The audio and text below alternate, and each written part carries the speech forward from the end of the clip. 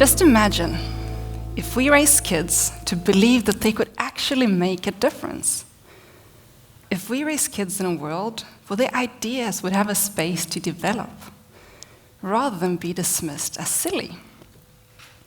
Today I'm going to talk to you about young people and their ideas.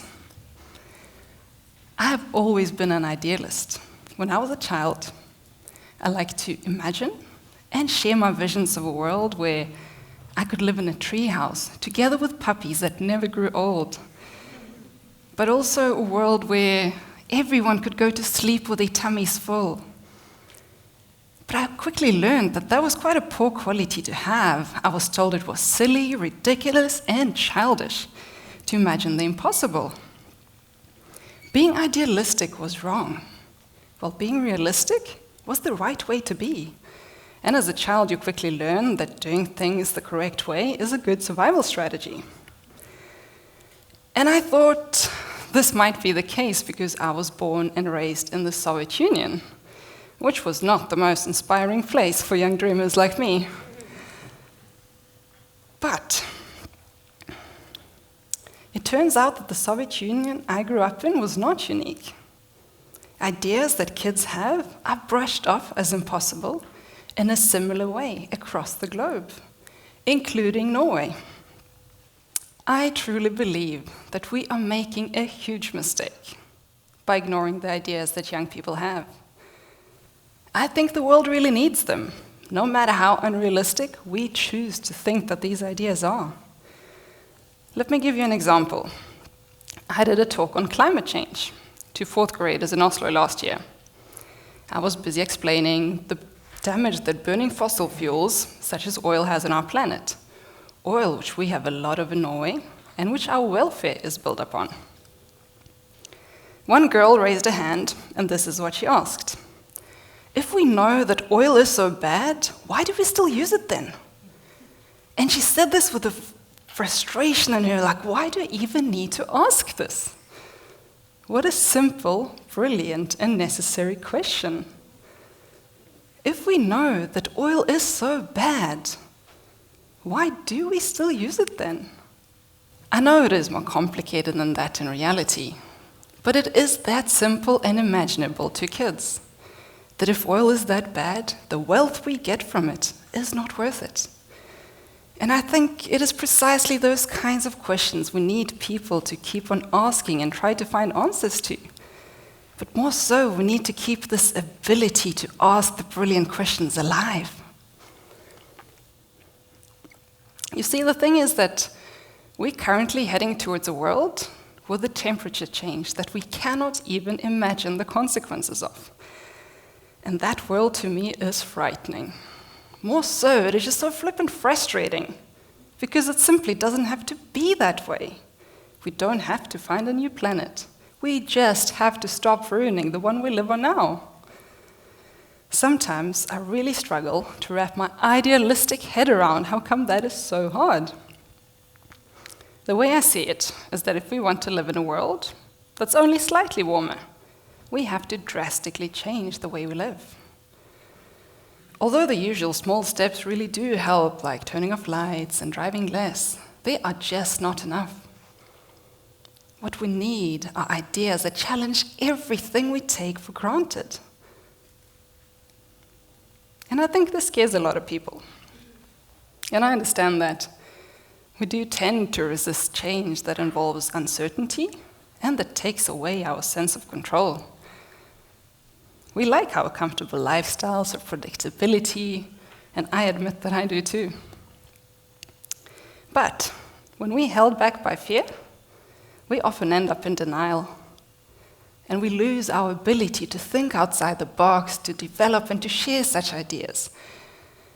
And that is why I really think that we need young people, because they're just so much better than us at developing ideas that do challenge everything we take for granted. Currently, I'm part of an amazing research team at the University of Oslo. We have this project called Voices of the Future, where we talk with youth in Norway about the future in a changing climate. And what we have found is both inspiring and daunting. It turns out that when young people share their ideas, they're met with comments such as, "Don't be stupid," "Don't be ridiculous," or "Wait until you grow up and see what you think then." I'm sure some of you remember hearing this as children. And how do you feel when someone tells you that your idea is ridiculous now? I mean, grown-ups don't really enjoy such comments, and yet we are so much more equipped to handle this process of criticism. We must therefore remember that kids and young people, they are still figuring life out. People around them, their actions and their words really shape them, and their idea of what is possible and what is impossible. So what do you think happens when young people share what they think are brilliant ideas with us and get shut down? There's obviously not one rule here, but it is no surprise that due to the experience of age discrimination, they eventually tend to keep their ideas to themselves. Or even worse, that they grow up insecure about the value of their thoughts, how to express them, and how to develop them into better ones. That they think they need to grow up before they have a voice that matters. Imagine that there are millions of dormant ideas in young people's minds right now, the majority of which are not expressed and not developed. Those that are expressed are often dismissed. And these ideas might be crazy and they might not be worthy of much attention, but they might also be the foundation of innovation and world-changing ideas. And I believe that we cannot afford killing such imaginations. So the reason why I'm here today on this stage is to ask you to let young people practice. Practice and practice.